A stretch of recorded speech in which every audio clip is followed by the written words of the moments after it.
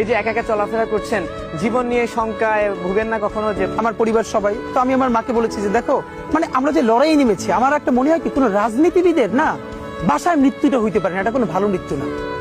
যিনি রাজনীতি করেন, যিনি লড়াই করেন, যিনি বিপ্লবী, যিনি সংগ্রামী, তার মৃত্যুটা হবে একটা সংগ্রামের মধ্য দিয়ে, একটা রাজপথে, একটা গ্লোরির মৃত্যু। আমি তো ভীষণ ভাবে প্রত্যাশা করি, আমি ছোটবেলা থেকে এই স্বপ্নটা দেখি, অনেক জায়গায় বলেছি, যে একটা তুমুল মিছিল হচ্ছে অন্যায়ের বিরুদ্ধে, সেই মিছিলের সামনে আমি আছি, কোনো একটা বুলেট এসে আমার বুকটা হয়তো বিদ্ধ করে দিয়েছে, এবং সেই মিছিলে আমি হাসতে হাসতে আমি শহীদ হয়ে গেছি। এবং সবাই যখন মৃত্যুটাকে ভীষণ ভয় পায়, আমি তখন হাসতে হাসতে আল্লাহর কাছে ভীষণ সন্তুষ্টি নিয়ে পৌঁছতে চাই যে আমি একটা ন্যূনতম ওই জীবনটা লিড করতে পারলাম, যে আমি একটা ইনসাফের হাসি নিয়ে আমি আমার আল্লাহর কাছে পৌঁছতে চাই।